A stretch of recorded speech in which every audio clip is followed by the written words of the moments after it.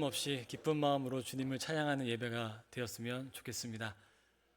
주님의 평화가 이 시간 함께하기를 바랍니다. 봄이 오는 듯 하다가 잠시 멈칫거리는 것 같습니다. 매서운 추위가 이어지고 있는데 그래도 오늘 낮에 좀 걸어보니까 춥기는 추운데 내리쬐는 햇살은 좀 느낌이 다르더라고요. 한결 좀 포근해진 것 같은 그런 느낌이 좀 들었습니다. 늘 봄이 오기 전에는 이런 실랑이들이 있죠. 추위는 물러서기를 꺼려하고 봄은 오고 싶은데 마치 서로 대치하듯이 그런 실랑이들이 좀 있습니다. 그럼에도 어떻죠? 봄은 반드시 옵니다. 봄은 반드시 오고 생명은 다시 피어납니다. 봄이 되면 무거운 외투를 벗고 옷차림이 가벼워지듯이 봄을 기다리는 우리의 삶도 무거운 근심이 좀 덜어지고 생명이 소생하듯 영혼이 소생하는 그런 봄의 계절이 되기를 소망합니다. 우리가 갈라디아서를 이어가고 있는데요. 갈라디아서는 성경에서 아주 중요한 위치를 차지하고 있습니다. 모든 성경이 중요하지 않은 말씀이 없지만 갈라디아서는 신학적으로 아주 중요한 위치를 차지하고 있어요. 특히 독일의 종교개혁자 마르틴 루터는 갈라디아서를 성경에서 가장 중요한 본문으로 여기기도 했습니다. 갈라디아서는 그리스도인의 구원이 무엇인지를 아주 명확하게 말씀하고 있기에 그렇습니다. 그래서 구원이 무엇인지를 알고 싶다면 이 갈라디아서를 묵상하면 됩니다. 바울 사도는 이 갈라디아 안에 있는 이 교회의 갈등 상황 속에서 과연 구원의 본질이 무엇인지를 하나씩 자기를 변호해가며 풀어내고 있습니다. 본문의 배경을 좀 살펴보면 오늘 갈라디아 지역과 같은 이스라엘 밖 지역에서는, 그러니까 이스라엘 바깥 지역에 흩어진 유대 그리스도인들과 그 지역의 그리스도인들이 함께 신앙생활을 했습니다. 물론 지역 특성상 이방의 그리스도인들이 유대 그리스도인들보다 조금 더 많은 숫자를 차지하고 있었어요. 그런데 이들은 비록 같은 지역에 살고 있기는 했지만 유대의 관습과 문화를 이어받은 그 유대 그리스도인들과 본래 이방 지역에 살았던 이방 그리스도인들의 신앙 특성이 어떨까요? 다를 수밖에 없었죠. 그건 너무나 당연한 것이었죠. 예수 그리스도의 이름으로 함께 모였지만 다른 문화와 관습으로 인해서 충돌이 계속해서 일어난 것입니다. 우리나라의 선교 초기에도 유사한 충돌이 있어 왔었는데 오랜 시간 동안 이 조선시대는 성리학적 질서를 바탕으로 유지가 되고 있었죠. 그러다 보니까 이 조선시대의 관습과 신앙의 가치가 초기에 충돌을 한 거예요. 특별히 기독교의 신앙에 있어서는 남녀노소와 또 이 주종관계, 주인과 종의 관계에 있어서 존중과 평등의 가치가 있었는데 이 성리학적 질서는 삼강오륜의 질서와 또한 조상 제사의 문제가 있었기 때문에 끊임없이 충돌이 되었습니다. 그런 충돌 속에서 교회 안에 양반과 노비가 공존하기가 쉬웠을까요? 어려웠을까요? 당연히 어려웠죠. 양반과 노비는 공존하기 어려운 게 당연했습니다. 물론 우리가 혹시나 들었을지 모를 승동교회에 그 노비였던 이장희 목사님 그리고 양반 출신의 조독삼 장로님이 서로 한 집안의 주인이었고 노비였지만 서로 그리스도의 신앙 안에서 아름다운 조화를 이룬 그런 이야기들이 아주 덜어 있지만 그게 쉬운 문제는 아니었습니다. 지금 여기 예배당에 이렇게 드럼이 있잖아요. 이렇게 악기들만 해도 불과 20년 전? 그 정도만 해도 교회 내에서 갈등의 원인이 되었습니다. 기타와 드럼이 예배당 안에 들어오기까지 꽤 많은 시간이 걸렸어요. 이 역시 가치와 가치가 충돌했기 때문이죠. 어떤 분들은 드럼은 절대로 안 된다. 이 드럼이 들어오면 교회는 교회일 수 없다 하시고 어떤 분들은 현 시대에는 이 드럼이 필요하다. 기타가 필요하다. 그러면서 받아들이시고 근데 그것이 서로 조화를 이루기까지는 오랜 시간이 걸렸습니다. 가치와 가치가 충돌할 때 중요한 건 무엇일까요? 그 충돌 속에서 과연 신앙의 본질이 무엇인지를 심사숙고해야 되는 겁니다. 이 바울 사도 역시 갈라디아 교회 안에 있는 그 충돌 속에서 그들에게 지금 신앙의 본질이 무엇인지를 알려주고 싶은 거예요. 왜 싸우고 있는지, 그리고 싸우는 원인이 무엇인지, 신앙의 본질은 과연 무엇인지를 알려주고 싶은 거죠. 이 갈라디아 지역에 있는 공동체의 문제는 앞단락에서 말씀한 다른 복음 때문이었습니다. 그게 무엇이었냐면 유대주의자들의 주장이었어요. 그 유대주의자들의 주장이 뭐였냐면, 비록 예수님을 믿음으로 우리가 구원을 받지만 무엇이 필요하다는 것이냐면 할례가 필요하다는 겁니다. 믿음 플러스 할례가 필요하다는 거예요. 근데 유대 신앙에서 이 할례가 중요한 이유는 아브라함에서 시작된 그 하나님과의 언약의 증거이기에 그렇습니다. 그들에게 있어서는 정말로 타협하기 어려운 절대적인 신앙 가치가 이 할례에 있었던 거죠. 그래서 비록 예수님을 믿는다 해도 그 할례라는 외적인 행위가 필요한 거고, 그 외적인 증거가 필요했던 겁니다. 바울 서신 곳곳을 보면 이 할례로 인한 충돌이 갈라디아만의 문제임은 아닌 것을 알 수 있어요. 그러니까 그 지역마다 이 할례 때문에 골머리를 앓았습니다. 왜 유대주의자들이 할례를 주장했을까요? 지난주 말씀과 같이 그냥 믿음만으로 구원을 얻는다는 건 너무 단순하다는 거예요. 너무 쉽고 부족하다는 거예요. 또 다른 측면으로 보면 유대인으로서 그 할례라는 자신들의 특권을 놓치고 싶지 않았을 겁니다. 같은 그리스도의 공동체에 있으면서도 자신들의 특별한 주의를 포기하지 못한 채 일정 기준을 다른 이방 그리스도인들에게 강요한 거죠. 너희도 우리처럼 되어야만 해. 너희도 우리처럼 되고 싶으면 믿음 플러스 할례가 필요한 거야. 그런 주장을 하게 된 겁니다. 이런 상황에서 바울 사도는 아주 분명하게 전하고 있습니다. 제가 10절 말씀을 새 한글 성경으로 한번 읽어드립니다. 지금 내가 사람들을 설득하는 겁니까? 하나님을 설득하는 겁니까? 내가 사람들 기분을 맞추려고 애쓰고 있습니까? 내가 아직도 사람들 기분을 맞추려고 하고 있다면 나는 그리스도의 종이 아닙니다. 아멘. 이 바울 사도의 강한 어조가 조금은 느껴지십니까? 바울은 신앙의 본질에 있어서는 지금 타협이 없어요. 잠깐 사람들의 귀를 즐겁게 하고 만족을 주기 위해 할례 정도는 괜찮아, 그 정도는 인정할 수 있어 하지 않습니다. 이유는 바울 사도의 정체성이 있습니다. 지금 바울 사도가 어떻게 얘기하고 있죠? 바울 사도는 사람들의 종이 아니라 누구의 종이에요? 그리스도의 종이기 때문이 그렇습니다. 바울 사도는 그리스도의 종이기 때문에 사람들의 만족을 위해 일하지 않는다는 거예요. 사람들의 만족을 위해 복음을 전하지 않는다는 거예요. 바울 사도는 그리스도의 종이기 때문에 오직 그리스도가 기준이 되어서 복음을 전한다는 겁니다. 근데 그렇다고 해서 이 바울 사도가 꽉 막힌 사람이었을까요? 절대 그렇지 않습니다. 오히려 그는 복음을 전함에 있어서 아주 유연한 사람이었습니다. 고린도전서 9장 19절에서 23절 말씀을 한번 보겠습니다. 내가 모든 사람에게서 자유로우나 스스로 모든 사람에게 종이 된 것은 더 많은 사람을 얻고자 함이라. 유대인들에게 내가 유대인과 같이 된 것은 유대인들을 얻고자 함이요 율법 아래에 있는 자들에게는 내가 율법 아래에 있지 아니하나 율법 아래에 있는 자같이 된 것은 율법 아래에 있는 자들을 얻고자 함이요 율법 없는 자에게는 내가 하나님께는 율법 없는 자가 아니요 도리어 그리스도의 율법 아래에 있는 자이나 율법 없는 자와 같이 된 것은 율법 없는 자들을 얻고자 함이라. 약한 자들에게 내가 약한 자와 같이 된 것은 약한 자들을 얻고자 하며 내가 여러 사람에게 여러 모습이 된 것은 아무쪼록 몇 사람이라도 구원하고자 함이니 내가 복음을 위하여 모든 것을 행함은 복음에 참여하고자 함이라. 아멘. 어떻죠? 이 바울 사도는 굉장히 유연한 사람이었습니다. 그는 모든 사람에게 자신을 내려놓고 맞춰줄 준비가 되어 있었어요. 그러나 할례는 단지 관습의 문제가 아니었습니다.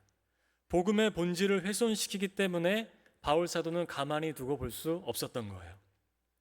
할례는 일종의 외적 행위라 그랬습니다. 그 외적 행위가 하나님을 만족시킬 수 있다는 것이 바로 할례라 그랬습니다. 그러나 할례를 통한 하나님과의 언약은 예수 그리스도에 의해서 완전하게 새롭게 갱신이 되었습니다. 할례를 통한 외적 행위, 그 만족을 통한 구원의 확증이 아니라 오직 유일한 언약의 중보자 되시는 예수 그리스도에 의해서 이제 할례는 불필요하게 된 것입니다. 그러니 구원에 있어서 할례가 필요하다고 주장하는 건 어떤 복음이에요? 다른 복음인 거죠. 그건 정말 다른 복음인 거예요.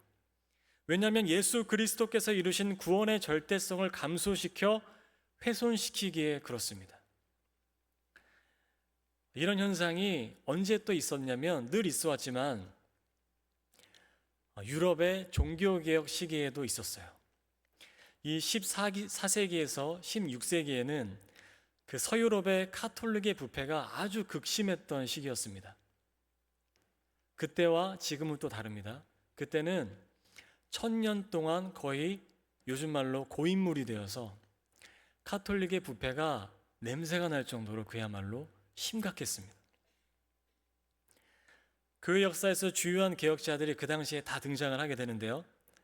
체코의 야누스, 독일의 마르틴 루터, 들어보셨을지 모르겠지만 취리히의 츠빙글리라는 분이 있었고, 우리가 잘 아는 프랑스 태생인 제네바의 칼뱅, 이런 분들이 다 14세기에서 16세기에 등장했던 분들이에요. 또 잘 알려지진 않았지만 귀족 출신의 위대한 여성 종교 개혁자들도 있었습니다. 특별히 당시 제네바의 개혁자인 깔뱅에 의해 비판을 받은 당시 카톨릭의 주요한 문제가 뭐였냐면 행위 공로와 성인 중보 사상이었어요. 깔뱅은 한 편지에서 이렇게 쓰고 있습니다. 한번 보겠습니다.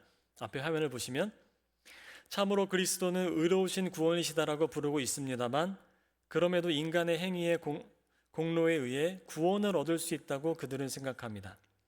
그들은 교회의 보물들을 쌓아놓으면서 순교자들의 공로와 그리스도의 공로를 하나로 묶기 때문입니다. 그것으로 인해 그리스도는 거의 없는 것과 같이 되었으며 이름만은 보존되어 있으나 능력은 박탈당했습니다. 무슨 말씀이죠? 무슨 얘기죠? 인간의 행위의 공로에 의해서 구원을 얻을 수 있다고 그들이 계속 주장을 했다는 겁니다.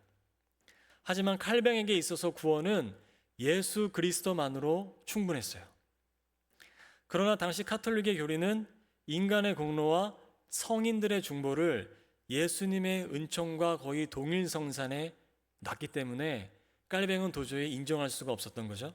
그런 현상에 대해 깔뱅은 또 이렇게 쓰고 있습니다. 우리가 이것을 보고도 못 본 척 지나칠 수 있을 만큼 가벼운 충격을 받기만 한다면 그것은 말하자면 악한 인내인 것입니다. 인내는 인내인데 무슨 인내요? 악한 인내. 악한 인내가 뭐예요? 그런 인내는 소용이 없다는 겁니다. 그거는 인내해서는 안 된다는 일인 거예요. 그러니까 그런 잘못된 관행을 못 본 척 지나치는 건 악한 인내라는 거죠. 그저 두고 볼 수만은 없었다는 겁니다. 갈라디아서 1장의 바울 사도의 반응과 유사해 보이는 겁니다. 때로는 그저 좋은 게 좋은 건 아니죠. 우리가 그런 말들을 많이 하지만 때로는 좋은 게 아닙니다. 어떤 게 좋은 거예요? 옳은 것이 좋을 때가 있는 겁니다. 옳은 것이 좋은 거예요. 복음을 전할 때 유연해야 할 때가 있지만 때로는 본질에 있어서는 절대로 양보하지 말아야 할 때가 있는 겁니다.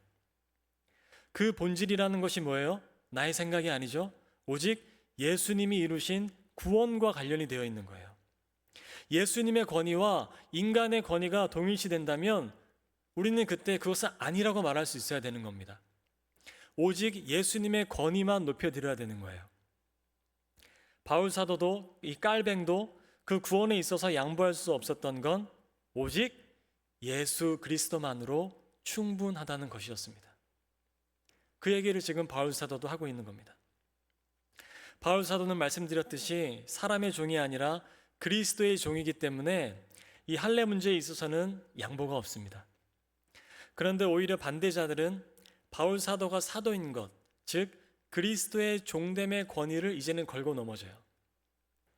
왜냐하면 바울의 권위가 하나님이 아니라 사람으로부터 온 것이다 공격하는 겁니다. 바울 사도 너가 그런 말을 할 자격이 있어? 하나님으로부터 온 권위도 아니면서, 하나님으로부터 받은 사도의 직분도 아니면서, 사람으로부터 권위를 받았으면서 이런 말을 한다 한들 아무런 권위가 없어. 그런 주장을 하는 거죠. 이에 대해서 바울은 13절 이하에 자신의 사도로서의 권위를 변호하는 거예요. 자신의 권위는 사람이 아니라 하나님께로부터 왔다 변호하고 있는 거죠. 13절과 14절의 말씀입니다. 우리가 함께 읽겠습니다. 내가 이전에 유대교에 있을 때 행한 일을 너희가 들었거니와 내가 내 동족 중 여러 영갑자보다 유대교를 지나치게 믿어 내 조상의 전통에 대하여 더욱 열심히 있었으나. 이게 무슨 말씀인가요? 바울은 누구보다 지난주에 수요일의 표현처럼 열심을 다해서 산에 오르고 올랐다는 말씀이에요. 자신은 산에 오르고 오른 거예요. 그 열심이 아주 최고조의 방점을 찍었을 때 그리스도인들을 다 잡아들이고자 이 바울이 어디를 향하죠? 다메섹이란 곳으로 향합니다. 그 다메섹으로 향할 때 그 도상에서 바울 사도에게 누가 나타나십니까? 부활하신 예수님이 직접 나타나세요. 예수님이 직접 그 바울의 길을 막아 서세요. 그때 바울이 어떻게 되죠? 그만 그 눈이 멀어버립니다. 이게 무슨 의미인가요? 자신의 목표를 향해 자신의 불같은 확신을 가지고서 앞만 보며 내달렸던 바울은 실은 무엇이었다는 겁니까? 맹인이었다는 거예요. 바울은 영적 맹인이었어요. 그 사실을 알리고자 예수님은 그의 눈을 멀게 하십니다.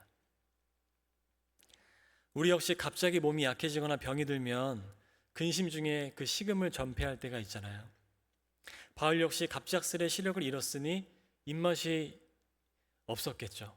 얼마나 불안했겠습니까? 내가 다시 눈을 뜰 수 있을까? 이게 무슨 일인가? 얼마나 불안했겠어요? 무엇보다 바울 역시 그 바울이 박해하고 저주하려 했던 예수 그리스도가 부활하신 실체셨음을 알았기에 그는 음식을 입에 댈 수가 없었습니다. 아까 말씀드렸던 종교개혁자 깔뱅의 표현에 따르면 바울은 스스로 높은 산에 오르려다가 오히려 절망의 깊은 밑바닥으로 지금 떨어진 겁니다. 그 밑바닥에서 바울은 자신의 배움과 지나친 믿음과 그 확신의 허무함을 뼈저리게 느끼게 되고 있는 거죠. 자기가 믿고 있던 것, 자기가 확신했던 것, 이게 다 무엇이었지? 그 밑바닥에서 그것을 알게 되는 겁니다. 우리는 많은 경우에 신앙을 확신이라고 얘기할 때가 있어요. 신앙은 확신이라고 얘기합니다. 그러나 저는 신앙은 오히려 확신이 무너지는 거라고 생각합니다. 신앙은 나의 확신이 무너져가는 여정이라 생각합니다. 왜요? 내가 안다는 것이 불확실해질지라도 영원히 변치 않으시는 그 하나님의 사랑을 알아가는 것이 신앙이기에 그렇습니다. 나의 작은 확신 속에 늘 머물렀다면 하나님의 크심 속에 나의 삶을 맡겨드려 가는 것이 신앙 여정이기에 그래요. 나의 확신이란 것 굉장히 작은 겁니다. 그것이 계속해서 무너지지 않으면 영원하시고 크신 주님을 볼 수 없습니다. 15절에서 바울 사도가 고백하고 있죠. 그러나 내 어머니의 태로부터 나를 택정하시고 그의 은혜로 나를 부르신 이가. 어쩌면 이제껏 바울은 자신의 가문과 그 학문적 소양과 신앙적 배경, 소위 요즘 말로 그 자신의 스펙, 자신을 만들었다고 믿었던 바울, 그것이 자신의 존재 이유였을지 모르겠습니다. 그런데 바울이 부활하신 예수님을 만나고 보니 이제 완전히 삶이 달라지는 겁니다. 자신의 존재 이유는 어머니의 태로부터 바울을 택정하신 하나님 때문이고 박해자에서 복음을 전하는 자가 된 건 역시 오직 하나님의 은혜의 부르심임을 그 밑바닥에서 절절하게 깨닫게 된 거죠. 그러니 과거의 삶은 이제 더 이상 바울의 자랑일 수가 없는 거예요. 그 위대한 스펙을 자랑하며 돌아다닐 수 없는 거예요. 오히려 이제 과거의 삶이 어떻게 변하게 되냐면 현재 복음을 전하기 위한 도구가 되는 겁니다. 현재 복음을 전하기 위한 도구가 될지언정 자랑은 되지 않는 거예요. 그게 예수님을 만난 사람들의 특징이에요. 늘 내 과거를 자랑하고 내가 무엇을 했다는 것을 자랑하고 내가 어떤 사람이었는지를 자랑하는 게 예수님 만난 사람들이 아니라 그 과거가 중요하고 가치가 있지만 그것이 나의 인생의 존재 이유가 아니고 그것은 이제 내가 현재 예수님을 만난 자로서 부활하신 예수님을 만난 자로서 복음을 전하기 위한 도구로만 여기는 거예요. 나의 스펙이 좋다면 그건 목적도 아니고 자랑도 아니고 단지 예수님을 전하기 위한 도구인 거예요. 그러니 바울은 빌립보서 3장에서 이렇게 위대한 고백을 하고 있습니다. 4절에서 9절 말씀 제가 길지만 읽어드립니다. 그러나 나도 육체를 신뢰할 만하며 만일 누구든지 다른 이가 육체를 신뢰할 것이 있는 줄로 생각하면 나는 더욱 그러하리니 나는 8일 만에 할례를 받고 이스라엘 족속이요 베냐민 지파요 히브리인 중에 히브리인이요 율법으로는 바리새인이요 열심으로는 교회를 박해하고 율법의 의로는 흠이 없는 자라. 그러나 무엇이든지 내게 유익하던 것을 내가 그리스도를 위하여 다 해로 여길 뿐더러 또한 모든 것을 해로 여김은 내 주 그리스도 예수를 아는 지식이 가장 고상하기 때문이라. 내가 그를 위하여 모든 것을 버리고 배설물로 여김은 누구를 얻어요? 그리스도를 얻고 누구 안에서요? 그 안에서 발견되려 함이니 내가 가진 의는 이제 더 이상 율법에서 난 것이 아니요 오직 그리스도를 믿음으로 말미암은 것이니 그 믿음으로 하나님께로부터 난 의라. 아멘. 이게 우리의 정체성인 겁니다. 우리는 다 예수님으로만 인해 난 자들인 거예요. 그게 바울의 고백이고 우리의 고백이죠. 우리에게는 과거의 삶이 현재 주님의 자녀로 위한 도구가 되고 있나요? 아니면 여전히 자랑이자 목적이 되고 있나요? 우리는 우리 자녀들에게 예수 그리스도 안에서 살아가는 걸 목적 삼으라고 말씀하고 있나요? 이 세상의 것을 목적 삼아 예수님을 도구 삼으라고 전하고 있나요? 이 가치는 완전히 다른 겁니다. 바울에게는 이제 하나님의 은혜로 자신을 부르셔서 이방의 복음을 전하기 위한 그 소명, 그 소명을 주신 사건만이 중요한 거예요. 그러니 오늘 본문 16절에서 바울은 혈육과 의논하지 않습니다. 17절에서 사도들을 만나기 위해 예루살렘으로 먼저 가지도 않아요. 오히려 어디로 갔다고 하냐면 아라비아로 갔다고 합니다. 아라비아가 어디인지는 정확한 위치는 확인하기 어려워요. 다만 여기서 아라비아로 갔다고 전하는 이유가 뭐냐면 바울이 사도들에게 자신이 부활하신 예수님을 만났음을 확인하기 위해 예루살렘에 먼저 가지 않았음을 강조하기 위함입니다. 왜요? 앞서 말씀드렸듯이 대적자들은 지금 바울이 사람으로부터 권위를 받았다고 공격했기 때문이죠. 그러나 바울의 관심은 어디 있었어요? 사람들에게 권위를 얻는 것 관심 없었습니다. 바울의 관심은, 바울의 초점은 거기가 아니었다는 거예요. 그리고 18절에서 보니 3년이나 지난 후에 어디로 올라가냐면 예루살렘에 올라가요. 만약에 사도들에게 공증을 받기 위해서라면 당장 오늘이라도 내일이라도 가야 되는 거 아닌가요? 근데 몇 년이나 흘렀습니까? 3년이나 지나요. 이 3년이 아라비아에서 돌아왔 이후의 3년인지 아니면 회심한 이후의 3년인지는 알 길이 없지만 아무튼 3년이라는 시간은 꽤 긴 시간이죠. 그 긴 시간 동안 사도들에게 공증받지 않아요. 나도 예수님 만났다고 사도들에게 인정받으려고 하지 않아요. 그런 게 중요한 게 아니었기 때문에 그렇습니다. 바울을 공격하던 적대자들의 말은 다 틀린 거죠. 다만 20절에서 바울은 바울의 얼굴을 알지 못했으나 바울의 회심을 보며 하나님께 영광 돌리던 자들은 있었다. 그냥 그 정도로만 전하고 있습니다. 오늘 본문에서 이 할례라는 행위와 증거를 강조하는 유대주의자들에게, 또 하나님이 아닌 사람들에게서 권위를 입었다고 반박하는 적대자들에게 바울 사도는 전하고 있습니다. 우리가 마지막으로 다시 한번 11절과 12절, 15절의 말씀을 함께 읽겠습니다. 형제들아, 내가 너희에게 알게 하노니 내가 전한 복음은 사람의 뜻을 따라 된 것이 아니니라. 이는 내가 사람에게서 받은 것도 아니요 배운 것도 아니요 오직 예수 그리스도의 계시로 말미암은 것이라. 그러나 내 어머니의 태로부터 나를 택정하시고 그의 은혜로 나를 부르신 이가. 아멘. 그래서 바울의 고백은 바울의 고백만은 아니죠. 여기 지금 이 자리에 앉아있는, 또한 각자의 자리에서 예배하고 있는 우리 역시 예수 그리스도의 계시로 말미암아 하나님의 은혜로 부르심을 입었습니다. 우리에게 너무나 익숙한 이 은혜라는 말에는 어마어마한 무게감이 있는 겁니다. 이 은혜에는 오직 유일한 하나님의 만족이 되신 예수님의 생애가 담겨 있고, 예수님의 죽음이 담겨 있고, 예수님의 부활이 담겨 있는 거예요. 그러니까 이 은혜를 입었다는 말은 그런 예수님이 인생을 책임지신다, 그 의미가 담겨 있는 겁니다.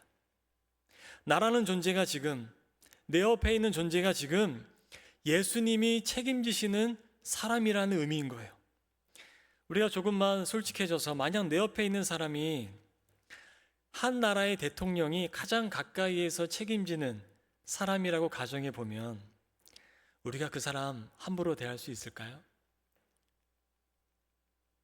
하물며 은혜라는 말에는 예수님이 책임지시는 인생이란 의미가 담긴 그 무게감이 있음을 안다면 타인을 향한 나의 언행이 달라질 수밖에 없고, 늘 초라하게만 여기는 내 존재가 결코 그렇게 초라한 인생은 아님을 우리는 받아들일 수 있고, 나를 좀 더 건강한 모습으로 대할 수가 있는 겁니다.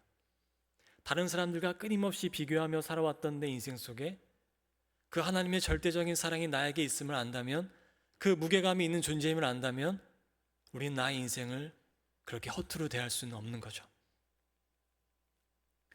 우리는 왜 자꾸 타인의 약점들이 보일까요? 왜 이렇게 타인이 불만족스러울까요? 아직 자신의 존재의 밑바닥을 보지 못했기에 그렇습니다. 자신이 하나님의 기준으로 보면 형편없는 존재임을 자각하지 못했기에 그렇습니다. 은혜의 무게감을 알지 못하기에 그렇습니다. 주님의 사랑받는 존귀한 한영교회 성도 여러분, 절대로 잊지 마십시오. 우리 모두는 어머니의 태로부터 나를 택정하고 부르신 그 은혜의 무게를 영혼에 다 품고 있는 이들임을 잊지 마시기를 바랍니다. 이 시간 함께 기도하겠습니다. 다짐의 기도를 함께 드리겠습니다. 이 시간 기도할 때 주님, 이 은혜의 무게를 잊지 않게 하여 주시고, 어쩌면 늘 부족하다고만 여기는 나의 인생이 하나님이 그토록 존귀하게 여기시는 존재임을 잊지 않아 늘 과거에만 머물러 있지 않도록 도우시고, 오늘의 현재를 기쁨으로 소망을 가지고 살아갈 수 있도록 내 영혼을 붙들어 주십시오. 나는 은혜 받은 자입니다. 나는 주님의 자녀입니다. 기억하며 다짐의 기도를 드립니다.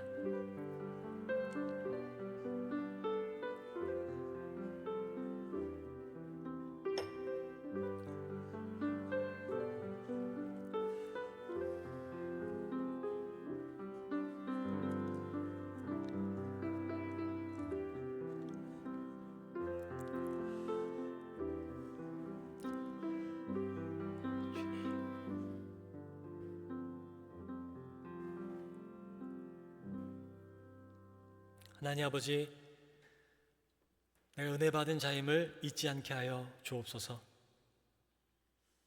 때로는 후회가 있고 나 자신을 보면 참 어리석을 때가 있고 밤마다 눈물을 흘리며 회개하지 않고서는 살아갈 수 없는 인생이지만 주님의 그 십자가의 은총의 무게감을 우리가 바라볼 수 있도록 도와주셔서 과거에 머물러 있지 않고 현재의 기쁨과 소망 가운데 담대한 주님의 자녀로 살아갈 수 있도록 도와주옵소서. 내 옆에 있는 지체가 또한 그러한 자임을 잊지 않아서 서로를 바라보는 눈빛이 오늘보다 내일이 더 깊어지게 도와주시고 서로를 향하는 손길이 오늘보다 내일이 더 사랑스러워질 수 있도록 도와주시고 서로를 향한 마음이 오늘보다 내일 더 애틋해질 수 있도록 성령 하나님 우리와 함께하여 주옵소서. 예수님의 이름으로 기도합니다. 아멘.